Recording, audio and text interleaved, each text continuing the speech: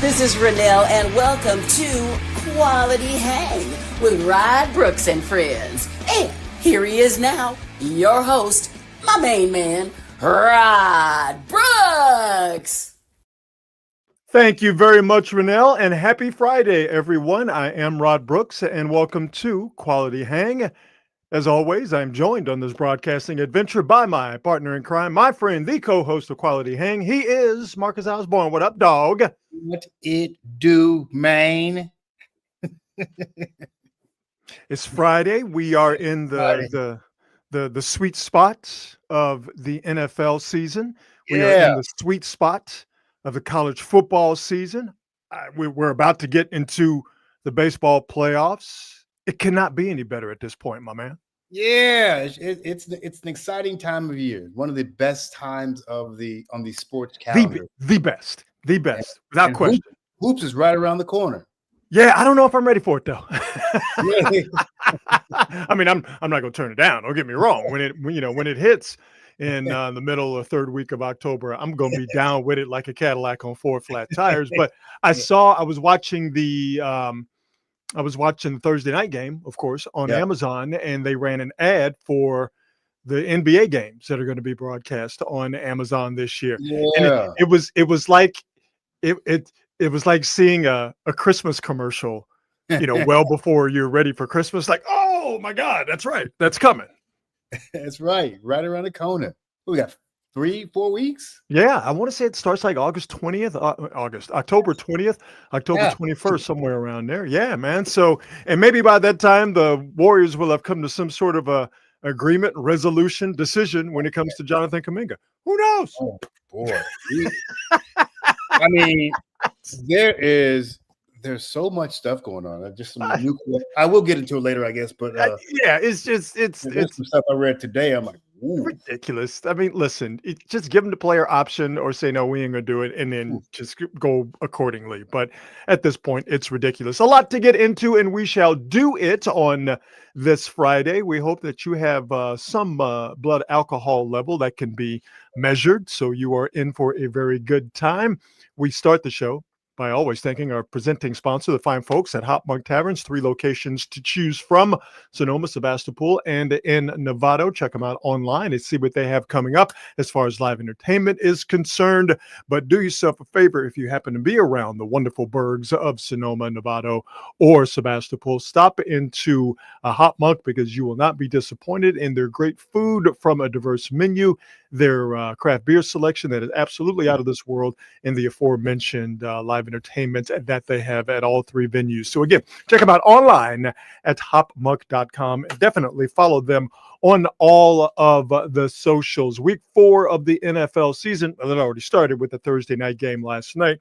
A good one. Eventually, it became a good one between Arizona and the Seattle Seahawks. We'll get to that in just a second, but we always start with the local squad, and we give you a Niners update, and it is good on the injury front. That's good. Really good. The most important part here, my co-worker at NBC Sports Bay Area, Matt Mayoko, sort of buried the lead here. I'll move this banner. The most important aspect of this graphic we're showing you is at the bottom with the asterisk, he tried to say in English. Brock Purdy is cleared and will start on Sunday. So after 2, I would say for a lot of people, surprising performances by Mac Jones. The Niners were not surprised. They were pleased, obviously, with the job that Mac Jones did in helping the Niners win those 2 games while Brock Purdy was out. But outside of the Niner organization, outside Marcus of the facility, as they like to say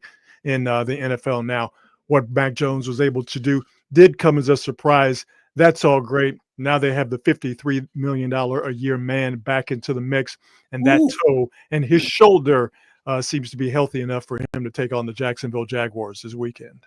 Yeah, I mean, the key is his toe, right? I mean, we figured the shoulder would be okay. It's that toe that was keeping him from having any kind of mobility. So it is very good news to have B. Purd out there. Is that what we're calling him? B. Purd? I don't know. We got a workshop. We got a workshop. We'll work through a few of them. B. Purd. Just call them money bags at this point. Be purred? I don't know. I think we have to work on that. But we'll start here with the questionables here, or we'll go into the questionables. Connor Colby, their left guard, he is questionable. All of these guys, in my estimation, are on track to play. Renardo Green might be a different story. Young cornerback on the other side of Deommodore Lenoir. That neck could possibly keep him out. But Ricky Pearsall, Jauan Jennings, and Connor Colby, the three that I want to focus on under the questionable banner. It is this is my expectation that those guys will play on Sunday. And, Ricky Pearsall, obviously very important, but Jauan Jennings, Marcus, only practiced today. Didn't practice Monday, he didn't practice Wednesday and Thursday. Jennings only practiced today. And this is a situation that's similar to a couple of weeks ago when Jennings did not practice on Wednesday and Thursday, the first two practices of the week, getting ready for the game on Sunday against the then opponent New Orleans Saints. He only practiced on Friday. He was able to play. Jennings did not practice at all last week and did not play against Arizona. So Jennings, in my estimation, and by most people's estimation that cover this team, he is on track to play. And that's huge, along with Pearsall playing, obviously, and getting Demarcus Robinson off of a 3-game suspension. It's huge for the Niners and them being able to throw the ball. And even though the Niners are yardage-wise the number one passing team in the league, going back to the game last week, Arizona had absolutely no respect for any wide receiver other than Ricky Pearsall last week. So having Jennings out there and having Demarcus Robinson along with Ricky Pearsall should make the Jacksonville Jaguars think a lot more about the Niners wide receivers than Arizona did last week. And maybe, just maybe, that'll loosen things up in the Niners running game, Marcus, that has yet to score a touchdown, has yet to get Christian McCaffrey loose, and is yet to look like a Niner run game that we've gotten used to here with Kyle Shanahan and Christian McCaffrey. Yeah, man. It is probably also the fact that the Cardinals defense is pretty goddamn strong. And that front is pretty good. Yeah. Running up against that with the Jaguars. Again, I hate to say what should happen, but this should be a spank job by the 49ers this weekend with the starting QB back and some other players popping back out on the field. A couple of things. Pause with the spank job. Settle down. I'm gonna have to disagree with you on this one. I could see the Niners getting control of this late, but here's the thing with the Jaguars. And yes, they've only played the Texans. I have it written down here. The Texans, the Bengals, and the Carolina Panthers. All right. And those three teams are 24th, 29th, and 32nd as far as being ranked offensively. But the thing with Jacksonville, their front is just as good as Arizona's. And I think as this season pans out, I think it could be on par. Again, just talking about their defensive linemen, their front. Yeah. It could be on par with what you see from Seattle. This is a really, really, really good Jacksonville defense and a really good Jacksonville front. They get you to turn the ball over. Now, the problem with Jacksonville is when they do get you to turn the ball over, because they forced 7 interceptions. I believe they forced 12 turnovers. They have a +5 turnover differential. That's best in the league. The problem is when Jacksonville gets the ball to their offense doesn't do anything with it. So, without getting too football nerdy, I think the kind of the fulcrum point for the Niners in this game is going to be their left guard, Connor Colby, who we mentioned.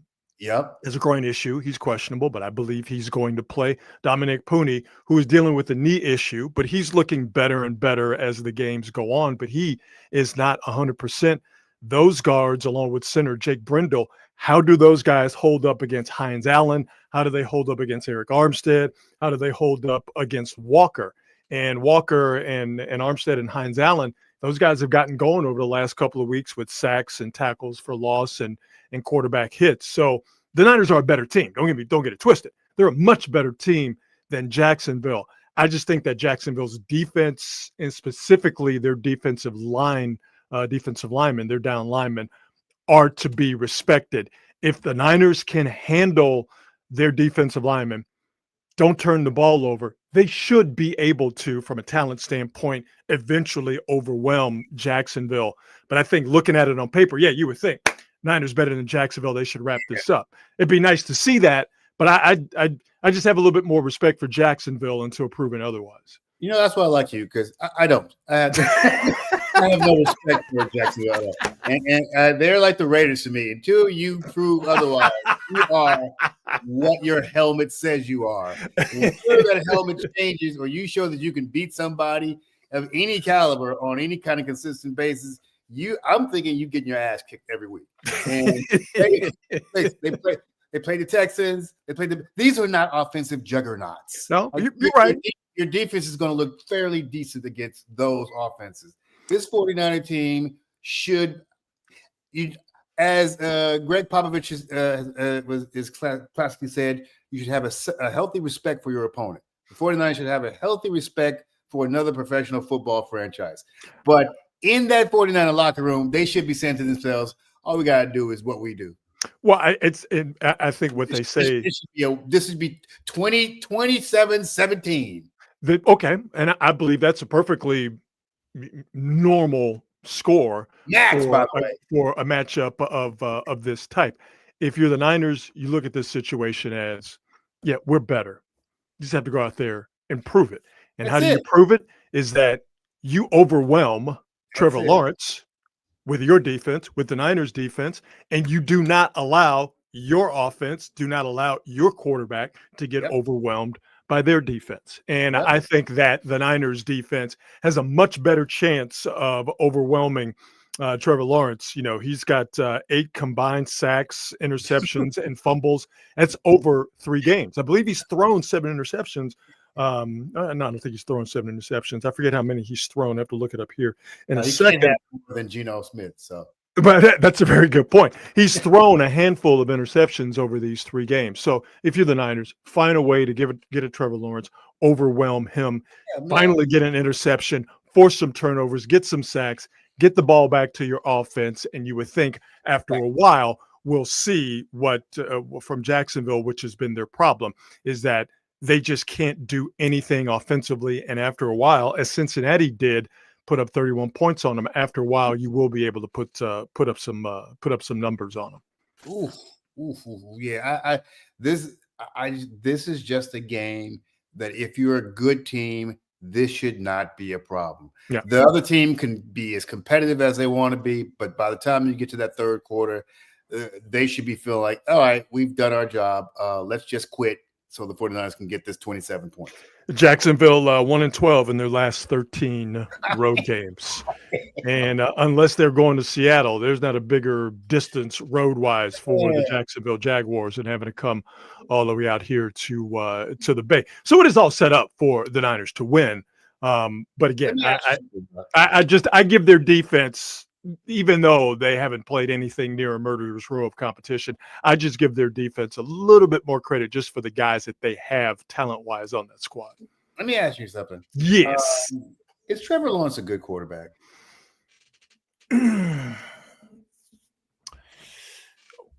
When you say good, what do you mean? Can you not bad? I feel like he's a dude. If that's what I guess. I feel like him. He's a guy. I was talking about this with some with some folks earlier. You know what you never want to do? You never want to eat popcorn before you start broadcasting. It's a rookie mistake. Hang on. But you know what? Is there anything that is more alluring smell-wise than microwave popcorn? Man, I do like it. I like me some kettle corn, some popcorn. I like all that stuff. And so microwave popcorn was made here in the crib, and I'm like, I got to have some of that. Knowing full well that's the dumbest thing you can do before you start talking for a living. Anyway, back to before that, popcorn kernel almost took me out. I was talking about this with someone today with Trevor Lawrence. Yeah. And, you know, your numbers, your record, you are who you are, you know, by virtue of those figures. But I think we have learned in today's NFL that for quarterbacks specifically, maybe even exclusively, the team you play for, the organization that you are in, the coaches that are there for you to ostensibly to make you better, to help you be a better player and help the team win. The coaches that are around you and the talent that is around you, that has so much to do with how a quarterback performs and how we evaluate quarterbacks. Let's go to last night, right? Okay.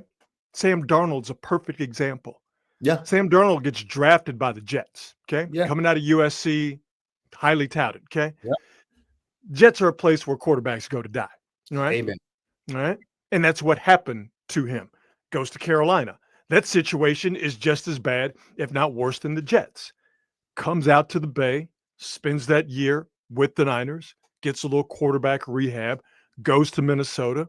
He's got Jordan Jefferson around him, got a stable organization around him, got a good coach in Kevin O'Connell around him.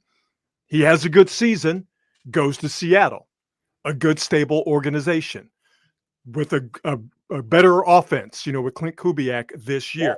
Obviously, better talent around him. Now Sam Darnold is looked upon as a favorable quarterback. You talk about Baker Mayfield in Tampa, Cleveland, same situation as the Jets. That's a place where you go to die. All right. That is not a good place for anybody, especially a quarterback. He has to go through, I think he went to Carolina, if I'm not mistaken, goes to Tampa, a stable organization with talent around him, good coaching. And what happens? He's a much better quarterback. So I say all that to say this, that Trevor Lawrence clearly has the physical tools and the talents and the traits to play quarterback. And the mistakes he's made, the bad decisions he's made with the ball in his hands, that's all on him. Yep. But I think we can safely say that Jacksonville is not a place where you go, if you're a quarterback, you're like, this is a good situation. It's not a cradle for quarterbacks. So I think that if Trevor Lawrence were on a different team, a better organization with better coaching and better talent, we wouldn't be having this conversation we're having right now. Yeah, I don't know. I keep telling myself, I could keep telling myself that, but boy, the number one thing for me for quarterbacks is decision making. Sure. And you don't have to be a super talented QB. If you're a QB who makes good decisions, you're probably going to be a winning quarterback. Yeah, but what if you can't make good decisions because your interior offensive line keeps allowing pressure in your face? What if you can't make good decisions because your wide receiver, for whatever reason, is not running the correct routes, or he's not in sync with how the quarterback is thinking? I'm being devil's advocate, but these are things that happen on a snap-by-snap basis. This is absolutely the dilemma that I think about when I think about Trevor Lawrence is how much of, and because I don't know the system, because I don't know the scheme, because I don't know what the inner trappings of that team and that system are, and the players are, I can't definitively say yes or no. All I know is, man, I see him make some really bad decisions. Yeah, no, I don't disagree with that. But you yourself said that the Jacksonville Jaguars, until, and I'm paraphrasing, but until they prove that they're not a terrible organization, you can't put no respect on their name. So, but what if he's one of the reasons that they are that team? Yeah, but the Jaguars have been around long enough to where I think we know. We know the badly run teams in the NFL. Yeah. The Browns, the Jets, the Giants, the Jaguars, the Carolina Panthers, the Saints. All right, I think those are the dirty six, where you're just like, these are not good organizations, and they haven't been good organizations for decades. Yeah. So yeah, Trevor Lawrence, the decisions he makes, you put that on him. 80% of it on him. But again, I think with quarterbacks specifically, the team that they're on, the organization that they're in, the coaching that's around them, the talent that's around them, the expectations that surround the team, that has a ton of bearing on the quarterback's performance. Now, there are just some dudes out there who just plain flat out stink. All right. But I'd have a hard time putting Trevor Lawrence in that situation if I didn't have a quarterback that I felt was talented and I had the opportunity to pick a quarterback from, one of the 6 teams I mentioned that are not very good. Trevor Lawrence would be the first guy I would pick from those 6 teams. Yeah, I wouldn't take Spencer Rattler. I wouldn't take whatever the Jets are throwing out. I wouldn't. Yeah, who are they throwing out there? Old boy that used to be with the Bears. I wouldn't. Justin Fields. I wouldn't take Justin Fields. I wouldn't take Joe Flacco. I mean, like you see, I'm going down this list where you're just like, yo, man, those organizations are terrible, and they've been making terrible quarterback decisions for a long time. Yeah, I don't have a definitive feeling about him, but you do have to wonder. Like I feel bad for him, but I also feel I'm so torn on him. I'm so torn. I don't have a real good read on him. I guess it's my feeling. Typically, I feel like I kind of lean one way or another on somebody, but as you said, because of this organization, because it is what it is, boy, he's working at a gigantic disadvantage. Yeah. On the other hand, I've seen good quarterback play on shitty teams. It's hard for good quarterback play to overcome terrible, decades-long terrible organizations. I guess and I'm not even judging him based on wins and losses. So I wouldn't put that on him because this is Jags. I wouldn't put the wins and losses on him. I'm just strictly looking at how are you playing, and I just don't know. I don't know. I'm just curious. I don't even know if that's a conversation being had in NFL circles. It is interesting. Yeah, I mean, I listen. The starts he made at Clemson, the number of starts and the type of games he played in, you clearly see that the guy has talent. And when Jacksonville had talent around him, he was a part of helping Jacksonville get to the playoffs. They didn't win in spite of Trevor Lawrence. They won because of Trevor Lawrence being able to be a very important part in that team that had talent around him. But how many coaches, how many offensive coordinators and offensive schemes like that? I don't think people really understand. Maybe Niner fans that have an understanding of it, but I don't think people really understand how difficult it is when a guy has to go through different coordinators and different offensive systems and different coaches. That's you. It's almost like you're taking 2 steps back before you can even begin to take a step forward. And those teams that are normally making all of those coaching changes, all of those philosophy changes, are normally ones that are making a bunch of personnel decisions, and many of those personnel decisions are not the right personnel decisions. Would you take him over Dak Prescott? Yes, I would take him over Dak Prescott. Oh, yeah. Yeah, I'd take him over Dak Prescott.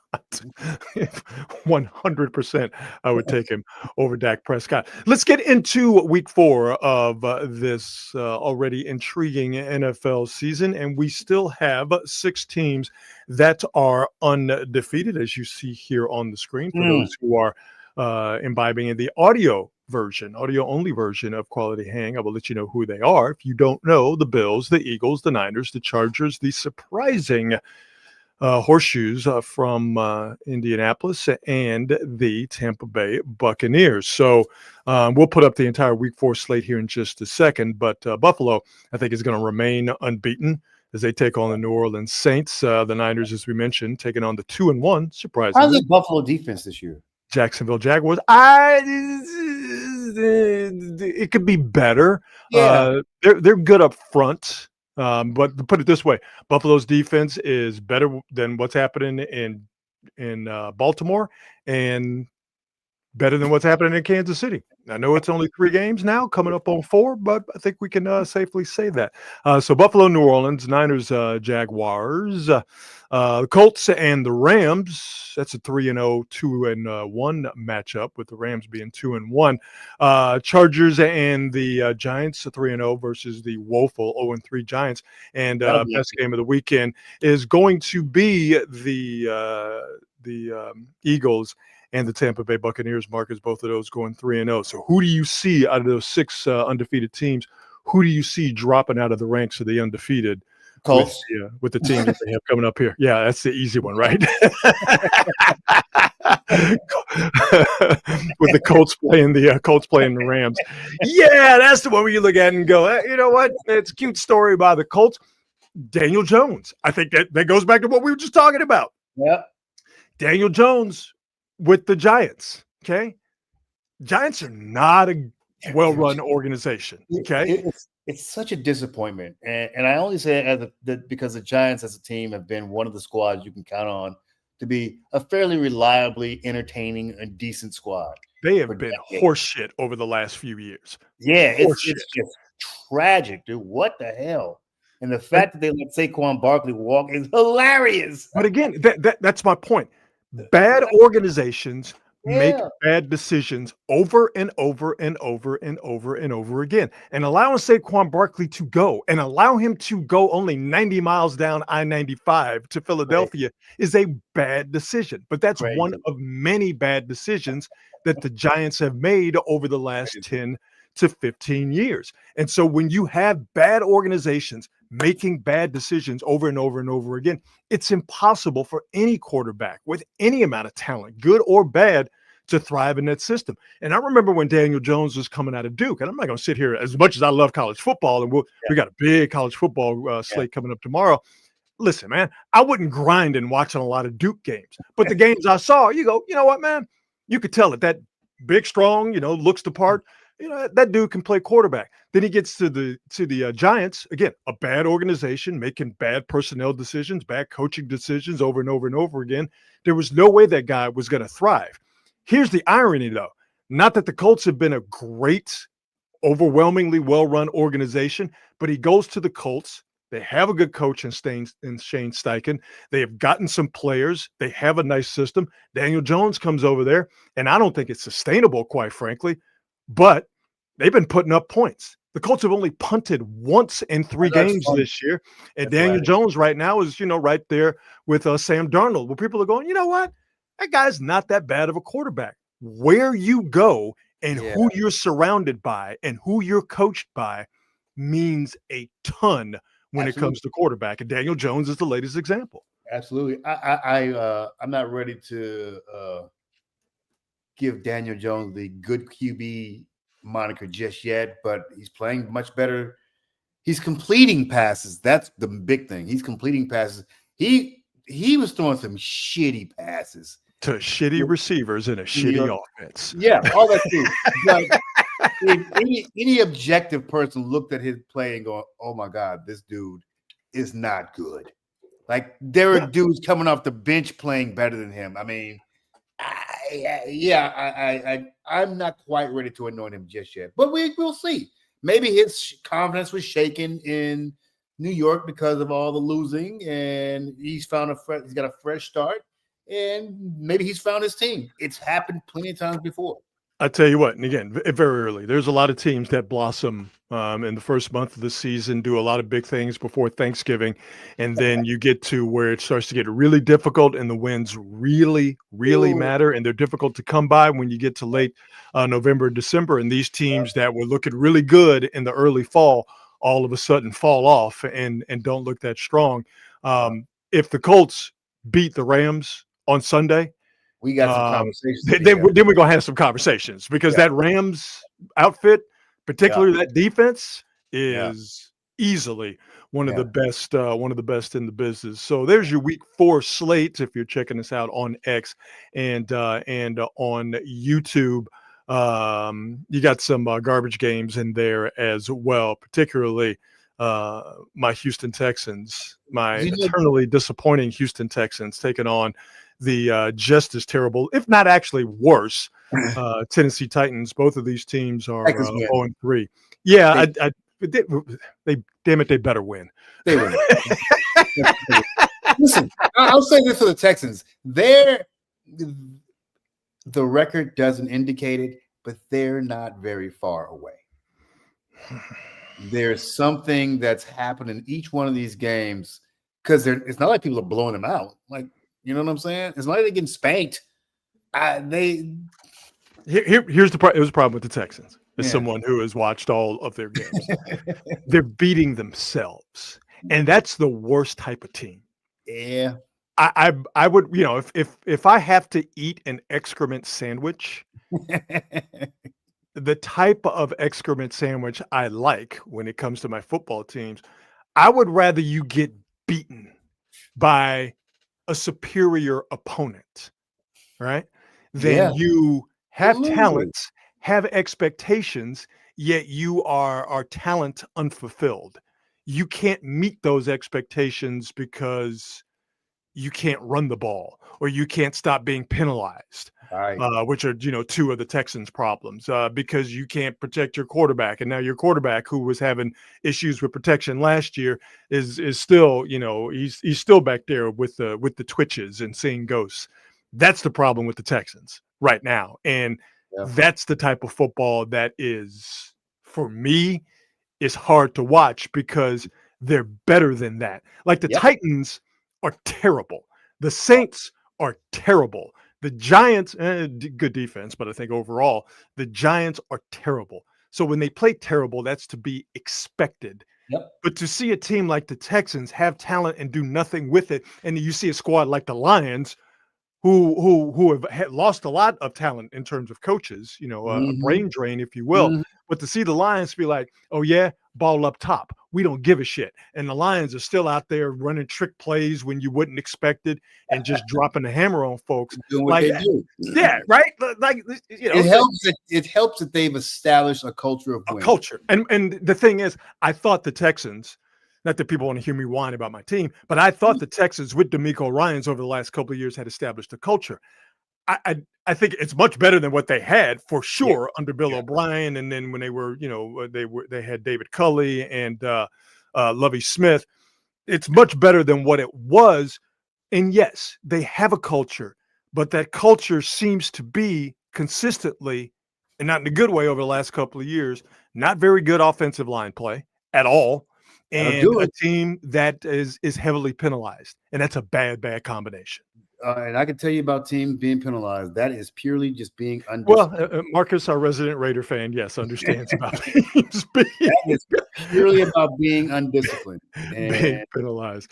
It drives you insane. Oh, it's there's nothing worse than dumb football. There's nothing worse than dumb football. What game is going to be interesting to me, and I don't even know if we're going to be able to view it here in the Bay, but this Giants game and Charger, I think that's going to be pretty interesting. Well, I mentioned the Giants. They got a good defense, but I think the Giants are teetering on the brink of, and the Chargers, I think, could push them over the brink of those guys just not doing it for Brian Daboll, their coach, who's hanging on by a thread, and and what's going on with the Giants. Jackson Dart is going to start, so maybe that gives them some juice. But they're playing the Chargers, and the Chargers are my pick from the AFC to go to the Super Bowl. Jim Harbaugh's got that thing humming, man. He had it humming last year. It's humming this year. Knowing his get down, they're not going to go all the way to New Jersey and lay an egg. Not with that defense, not with that mindset, and I just don't see a rookie quarterback beating a good Chargers team. I could be wrong, and if I'm proven that way, fine. I doubt it. I think the Chargers are that robust of a squad. I think the Cleveland Detroit game is going to be interesting. Detroit, they are, they're a representative outfit for sure. And as comical as the Browns can be, dog, you want to talk about an offense? I mean, I'm sorry, a defense? Yep. That Browns defense with that Myles Garrett character, son. That's a difference maker. That is a legitimate difference maker. Myles Garrett is wild. The Browns don't need a whole lot of offense. They just need some offense. Just some offense. Just some offense. Got a lot of 1 and 2 teams, and your squad is part of the 1 and 2 crew. Yeah. Which one of these 1 and 2 teams is most likely to make the playoffs? And you can't pick. You cannot pick the Chiefs. Oh well. That's the obvious answer. I handicapped you. And then the number 2 will be the Ravens. Like it's going to be one of those teams. Yeah, boy, the Ravens defensively. Yeah, it's going to be the Ravens or the Chiefs, one or the other. Yeesh. Yeah. So Ravens Chiefs. That's one of the late games. But this week 4 slate, got a little new segment here on the show. Call it Cooking with Gas or Just Plain Ass. This week 4 slate, I think this week 4 slate, as far as I'm concerned, Marcus, the majority of it is cooking with gas. And tomorrow, I know you're not as big of a college football nut as I am, but tomorrow's college football schedule is absolutely, brother, cooking with gas. And we've already had some good games. Yeah, I mean, just look at what we're getting tomorrow. Alabama, Georgia, you're getting a whiteout and Beaver Stadium, Oregon, and Penn State. Obviously, I'm partial to that third game on the list. My Tigers taking on Ole Miss tomorrow at 12:30. Washington, traditional Big Ten matchup between Washington and Ohio State. I've never heard Ole Miss. By the way, I've never heard Ole Miss. Ole Miss. Oh yeah. And no worse than Ole Miss. It's stale. It smells bad. It's terrible. But no, man. This college football slate tomorrow is absolutely cooking with gas. Matter of fact, we've already had a couple of really good games tonight. Florida State went to the University of Virginia and lost in double overtime. And that was a trap game for Florida State, and they played like it as Florida State and Miami renew their rivalry next weekend. But Virginia is a real good offense. They could put up some points, and Florida State just went in that game on a Friday night. Virginia was laying in the weeds waiting on them, and Virginia did what they needed to do. But tomorrow is easily, after 4 or 5 weeks, the best college football slate of the year. This is what I like to see. Like my issue with college sports in general is always like if the top 25 are playing each other, I'm inclined to watch those games. When it's not, and it's just like one ranked team against some scrub, I'm like, I don't want to see that. Well, you know what? Tomorrow, you are getting you're getting the former. You ain't getting the latter, my friend. Yeah, because I mean, all of these teams, A&M is ranked. That A&M Auburn matchup. I mean, it's 2 groups of not very intelligent people getting together and watch a football game. But I mean, that's going to be a good one. Iowa State is a ranked team. TCU, a ranked team. The Illinois SC, those are 2 ranked teams. Indiana is a ranked team. Obviously, Ohio State, Washington, LSU, Ole Miss, as I mentioned, and get to the top of the slate tomorrow. Like I said, I don't think we've seen a week 4. Or we've seen a week in college football like this in a long time. It's going to be a ton of fun tomorrow. Yeah, dude. I'm actually looking forward to these games. I like people, let's put some real games on the schedule. Yeah. No, let's get the meat on the bone. That is absolutely what we're getting. So we're cooking with gas with this college football slate. Now, of course, the other side of cooking with gas or just plain ass is the just plain ass part. And while the week 4 NFL slate looks good, Monday night, just plain ass. This is an accident. Monday night doubleheader. And see, I'm in favor of doubleheaders. I don't mind it. I love them. And we should get an early one, 4 o'clock Pacific time, 7 o'clock East Coast time, and then we should get a late one, 7 o'clock West Coast time, 10 o'clock East Coast time. We should have Monday night doubleheaders. That should be the standard. I don't want this. No. Jets and Dolphins. Oh. And then Bengals Broncos. Just plain ass. I mean, that'll probably do it. Oh yeah, no. Don't get it twisted. I The and Jets millions of Dolphins. other Americans are gonna Yeah, watch this slop. That don't yeah, mean it ain't ass because it's yeah. just plain ass. It's a rivalry game, so it might end up being a pretty good game. You never know. We're But stretching the term yeah, rivalry here uh, to its limits. Bengals Broncos though that actually is an intriguing game. Broncos defense is good. Bo Nix, I've talked about Bo Nix before. I watched him at Auburn. That Auburn Bo Nix is what we're seeing from the Broncos right now. That Bo Nix at Oregon that the Broncos got for a little bit, he is yet to show up. The Mhm. Bengals, hey man, if Joe Burrow ain't there, I can't really rock with it. Now again, I'm going to watch it. Don't get it twisted. I have no morals when it comes to football. Okay, especially when it comes to the NFL. If it's on my TV, I'm gonna watch it. However, compared to the college slate that we've detailed, and compared to the majority of what we are going to see in Week 4, this doubleheader on Monday night, the 0-3 Jets and the 0-3 Dolphins taking on the 1-2, and the Bengals taking on the 1-2 Broncos. That, if we're asking the question, are you cooking with gas or just plain ass? This Monday night doubleheader is just plain ass. Is Tua a good quarterback? No, he is not. I can answer that. I can answer that question very easily. No, he is not. No. Shit.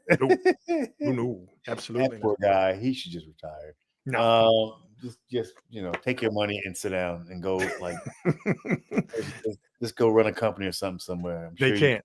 Yeah, They can't. He and Kyler Murray should one day just sit down and go, we fooled them, didn't we? We really pulled it off. Lord have mercy.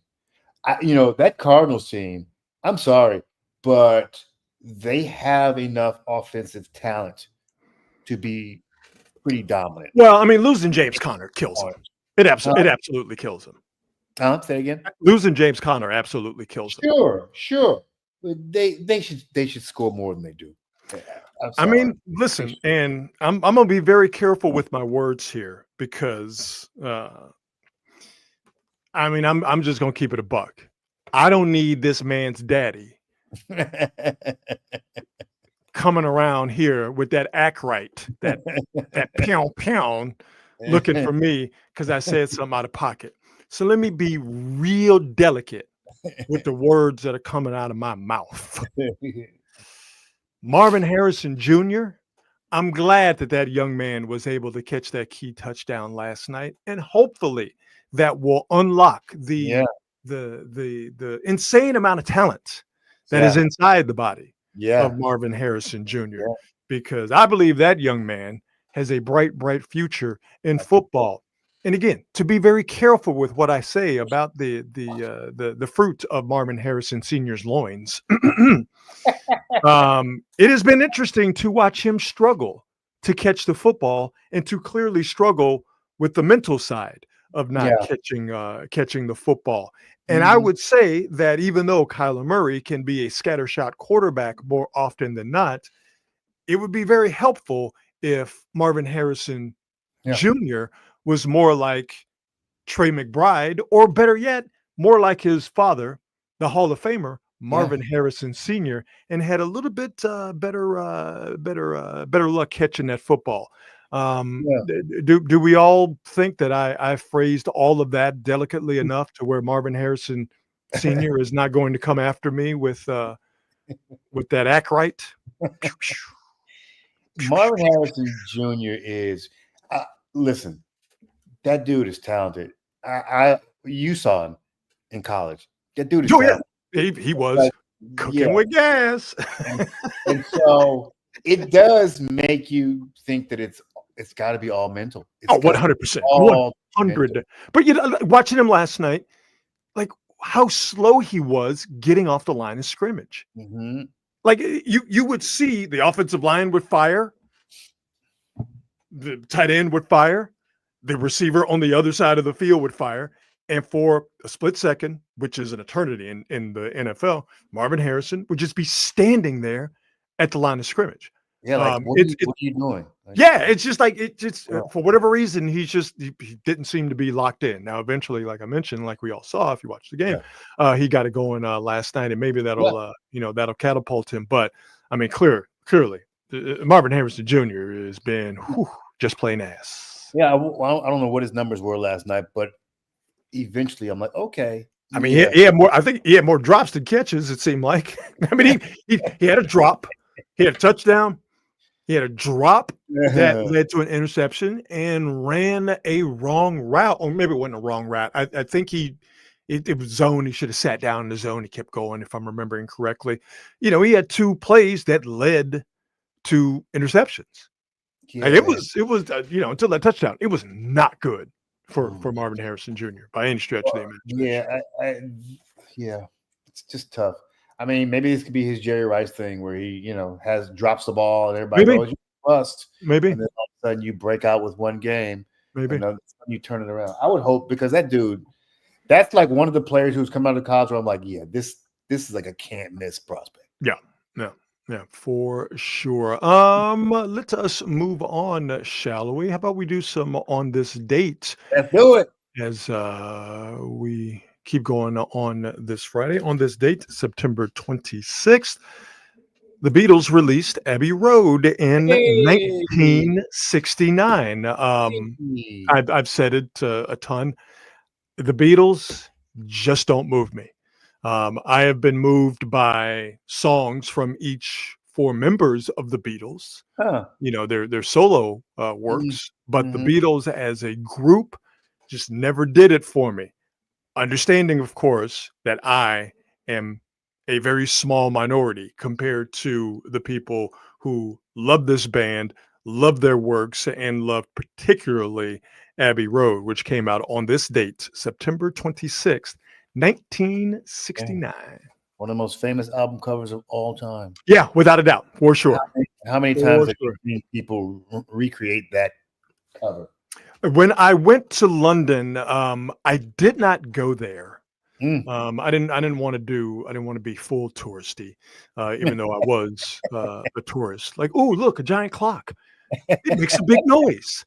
Wow, look at the castle. So I didn't go to Abbey Road, but there is a camera that is focused on that intersection. Or focused on the crosswalk, pardon me. And if you watch that camera long enough, you will see people over and over again trying to recreate this iconic album cover. And you will see so many near pedestrian automobile encounters. Because it's just a normal street in Westminster, in London, and there's lines of people all trying to get this famous photograph, right? And everybody wants to do it. They want to do it perfectly, where all of them are walking, as you can see in the picture if you're watching us. All of them are walking in sync, and you will see people literally stopping traffic on Abbey Road as they try to recreate this picture. Fucking idiots. Complete idiots. So yeah, Abbey Road. I mean, listen, my oh my God, musical sensibilities don't mean a damn thing here. Abbey Road is considered by so many people a masterpiece, and maybe the Beatles' finest output. And it was released on this date in 1969. We'll see if we can go in alphabetical order here. On this date in 1981, the great Nolan Ryan threw his 5th no-hitter against the Dodgers in the very much missed, for me anyway, Houston Astrodome. Beat the Dodgers and also passed Dodger great, or broke a tie with Dodger great Sandy Koufax, who threw 4 no-hitters in his Hall of Fame career. Nolan Ryan threw his 5th on this date 44 years ago, September 26, 1981. Nolan Ryan, of course, not in an Astros uniform, threw 7 no-hitters. That's insane, bro. The last, of course, came with the Texas Rangers, and of course, Nolan Ryan became the all-time Major Was League he Baseball 40? strikeout leader when with the Rangers in, I believe, 1991, if my memory serves me correct. Wasn't he 40 when he threw that last no-hitter?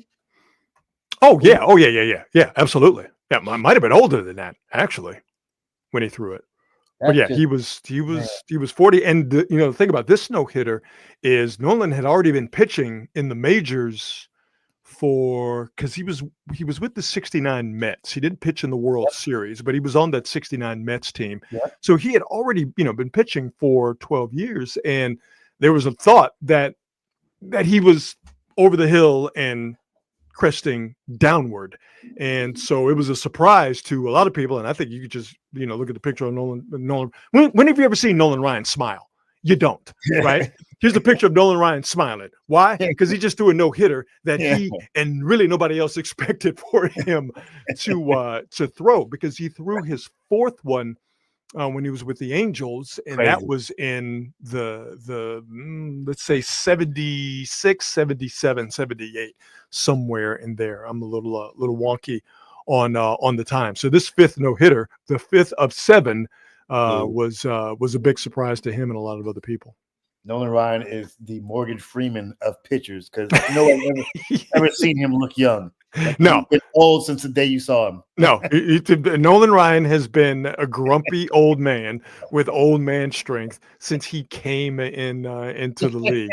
But don't tell him I said that, because I don't want to get the Robin Ventura treatment. Yeah, so, that's right. The great Nolan Ryan, the Ryan Express, threw his fifth no-hitter on this date in 1981. On this date in 1982, Knight Rider premiered. What? Now listen. Woo! You just gave me the man tingles. Come on, baby. Now you see. Now listen. What did we watch Knight Rider for? Man, we watched it for the car. Yeah. Watched it for KITT 2000. Yeah. Knight Industries 2000. That black Trans Am. And let me tell you something. Let me show you something. I did something a couple of years ago that has been on my bucket list. I went to the Peterson Automotive Museum in LA, in Century City. And like, if you're wondering, like, that sounds familiar. The Peterson Automotive Museum is the building that Biggie was shot outside of. He was going to a party. Yeah, that's right. Peterson Automotive Museum in Century City in LA. And that's where he was shot. But so the Peterson Automotive Museum is infamous in that way. But the museum itself, if you're a car nerd like me, it's like Disneyland. It's the happiest place on earth. And if you haven't gone, and if you love cars, I strongly encourage you to go. And because they have cars, some of the greatest race cars of all time. The Pope Mobile is there. And one of the things that they specialize in at the Peterson Automotive Museum in Los Angeles, California, are cars from movies and television. Sweet. And guess what I saw when I went a couple of summers ago?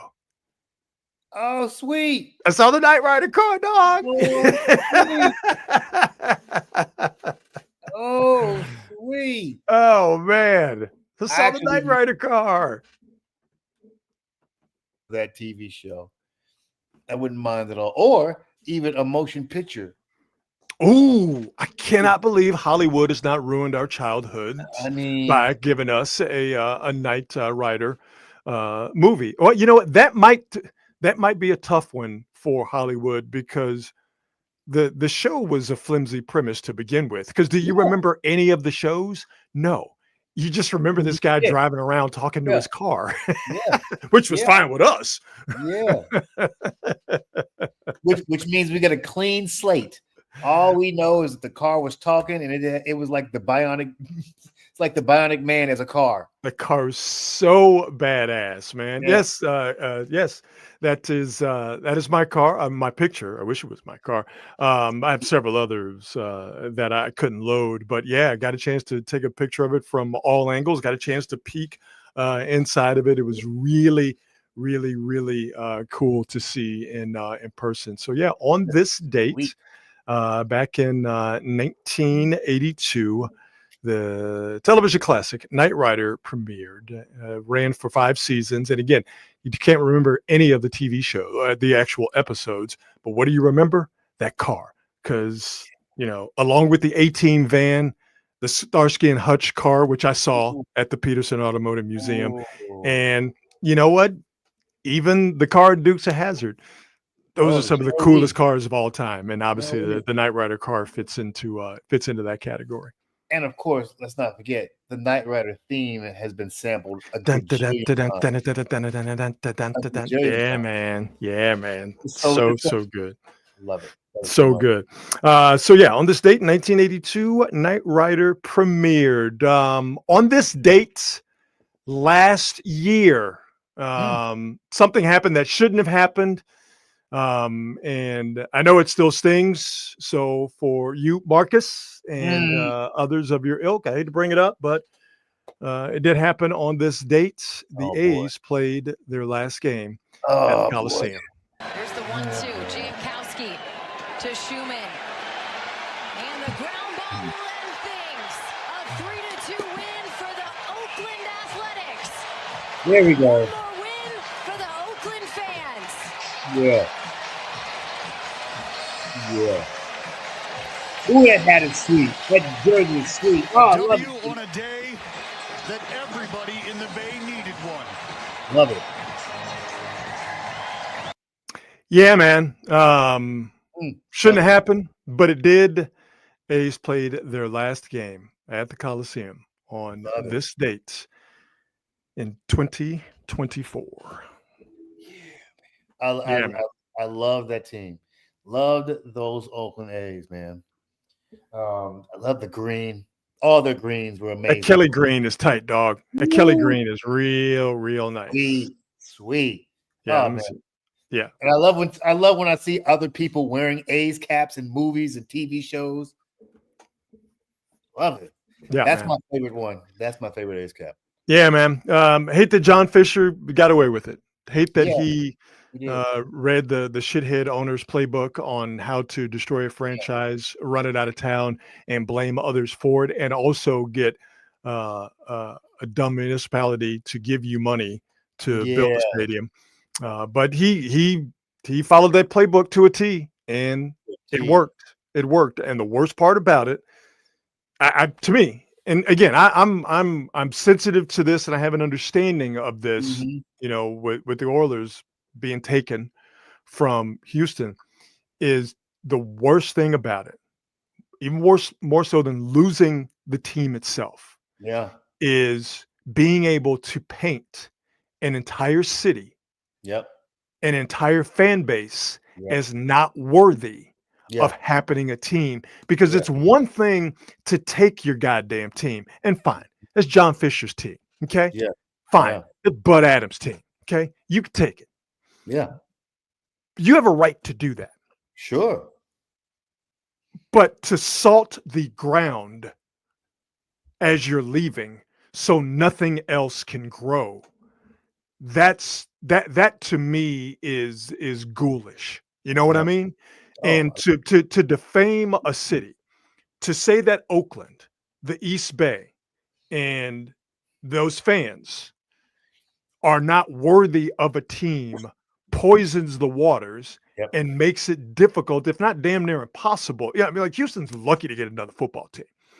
I don't know if Oakland is going to be that lucky to get another baseball team, because they're going to expand in Nashville, or there's Salt Lake City, or Charlotte, or maybe Portland. I don't know if Oakland is ever going to get a team. And part of that, if not the main reason for that, is John Fisher's purposeful campaign for years to paint Oakland and the fans as not worthy of having a baseball team. Yeah, the politics of that whole thing what really bothers me also is that the Giants were complicit in it, and the funny help them pack their bags. Yeah, and the funny thing was that the A's gave up their San Jose territorial rights to keep the Giants around. Giants to stay. Yeah. For the Giants to stay, and The Giants believe that, the East Bay and Oakland will just kind of jump over to the That's not built like that over in Oakland. No. We just But don't. for the Giants, even if they don't come over, they're not in the way. You know what I mean? That is the key. Because ultimately what they wanted was market, and what they got was market domination. And if you happen to come over, fine. They didn't expect A's fans in any significant number to become Giants fans. What they wanted and what they got was domination of, a top 5 media market in the United States of America. So, hate that billionaires, Fisher, the Giants, and others got what they wanted. But like I said, these are their teams, so you could take them. That's fine. Yeah. Nobody could stop you, but don't pretend like it's our fault. Don't, but to make yourself make yourself look better, right? Yeah. Hey man, just own it. Like you're a billionaire. Like you got everything you wanted. Why do you have to make it seem as though A's fans, the city of Oakland, the county of Alameda, and all the East Bay is not worthy of baseball? Because they're not going to get another team. Yeah, based on what you did. As loathsome as Art Modell was, he's no longer with us.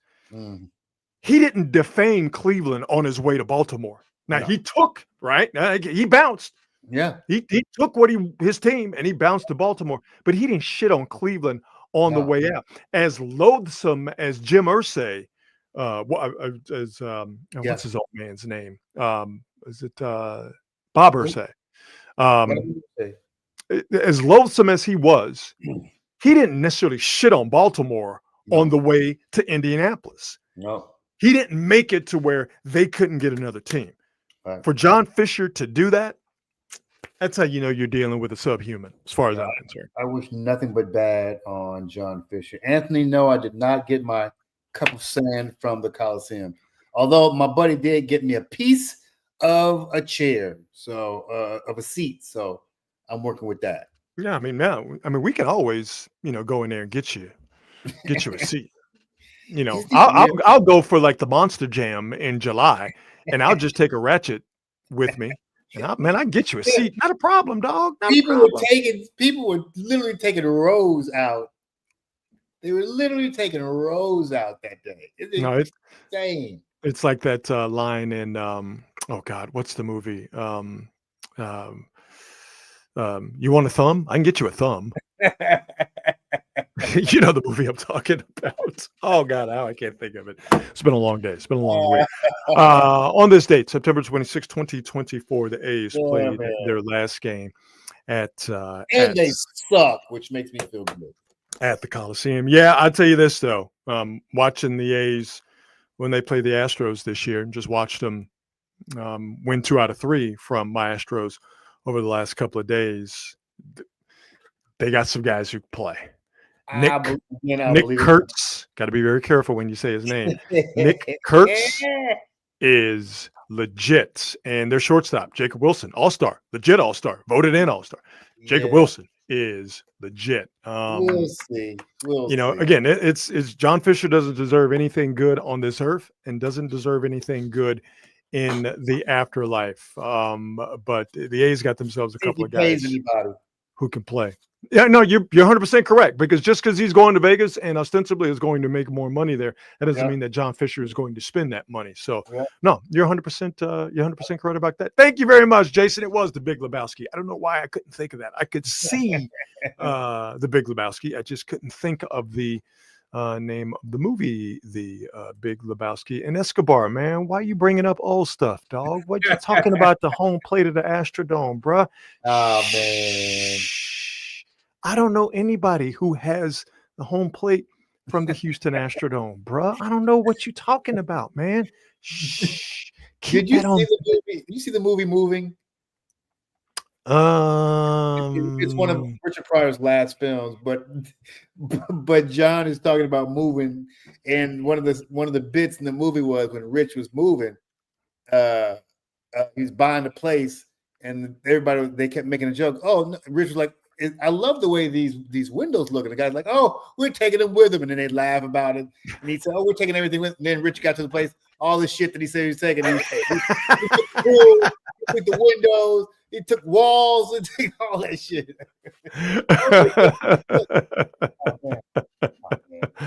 Let us move on to the end of our Friday night free for all, and we always end our shows with the best thing I've seen today. Best thing I've seen today. We here at Quality Hang World Headquarters, we love. Okay, absolutely. We think love is everything, and when I saw this video of two people becoming one, two people getting married, it just filled my heart with joy. And I'm going to show you the video now of two folks getting married.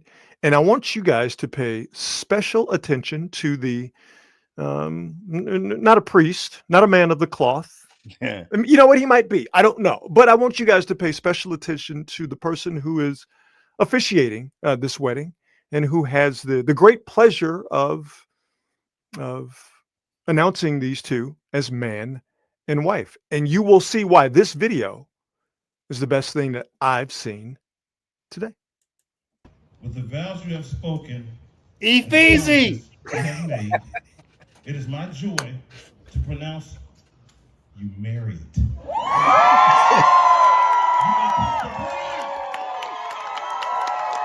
Oh, you got married. Family and friends, it is my privilege to present to you, for the very first time, Justin and Jen Kinder. So, Marcus, to answer your question, who got married? You know the Kinder's spices. Oh yeah, barbecue. That's the Kinder's guy. Got married. Oh, and snap. E40 officiated the wedding. Dude. Okay, I don't want to be a jerk, but let me just say this for the record.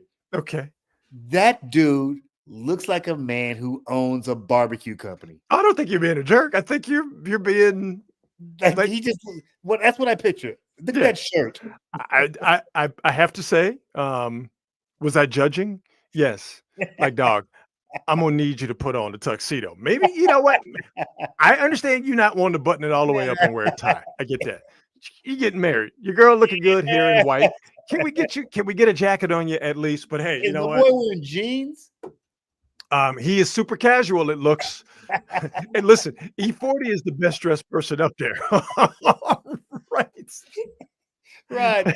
This is what being rich gets you. What? The lady you marry and not giving a damn about what you're wearing. And E40 officiating your wedding. Yes. All right. I'm sure there's some friendship there between the Kinder Spice guy and E40, but I'm also sure that the Kinder Spice guy having some deep pockets had something to do with E40 officiating the wedding. And I'll say this, all right? This is great, all right? I love it. It's the best thing I've seen today. That's fantastic. But I don't want. See, here's the deal. All right, and I'm going to be very, once again, delicate on how I put this. The person officiating that wedding is Earl Stevens. Yeah. Okay. That's Earl Stevens officiating that wedding. That's right. I want E Fizzle to officiate my wedding. You understand what I'm saying? I want you kicking the lingo. You see what I'm saying? Okay. I want E40. I don't want Earl Stevens. Okay. I don't want this guy. With the vows you have spoken and the promises you have made, it is my joy to pronounce you married. See, that's great. That's beautiful. Yeah. That's Earl Stevens. Okay. All right. That's Earl Stevens from Vallejo, California. Okay. That's Earl Stevens who went to college at Grambling State University in Grambling, Louisiana. Earl Stevens, fantastic guy. Great. I want E40 to marry me. Okay. I want him throwing out all the lingo. Yeah. I don't want him reading, straight from the script. All With the right. music coming on. I hope they went out to some, All of it. I go. would let him call me Captain Savaho, all right, as I'm getting married. That's how much I would rather E40 officiate my wedding. Should have saved her.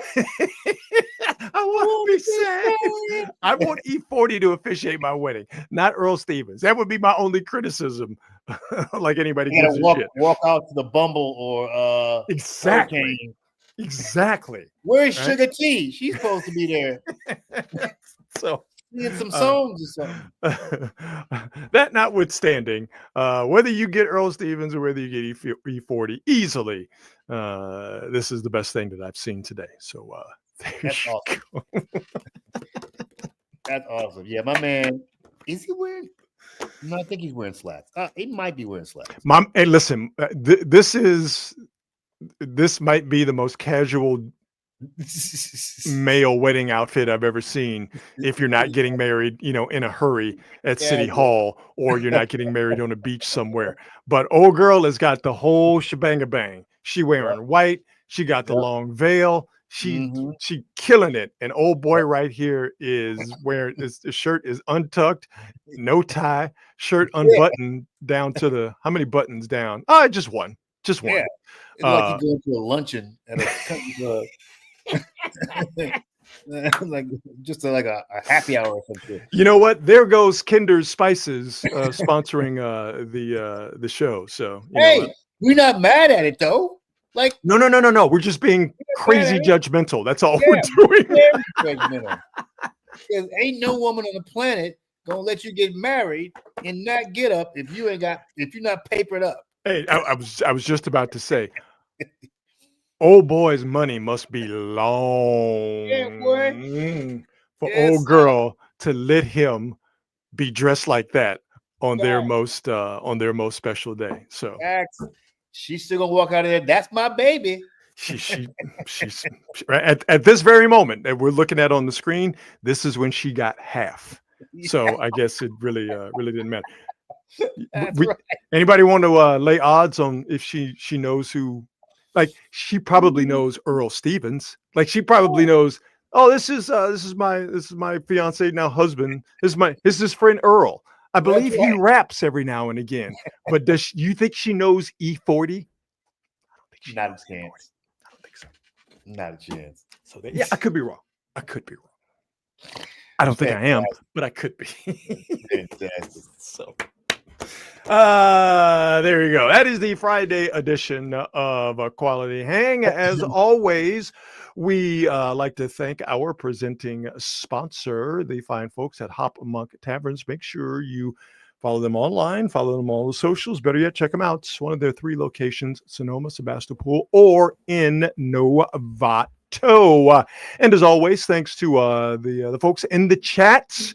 We always appreciate what you guys add to the show, and we try to get to as many as your questions, your comments as we can, put them up on the screen. So keep doing that, keep being a part of the show. That is why we do it. Marcus, my man, enjoy your weekend. How about we do it again on Monday at 8:00 as we always do? Yes, indeed. Let's do it, baby. All right, my brother, have a great weekend. Everyone have yourself a great weekend. Be good and be good at it. We will see you. Bye.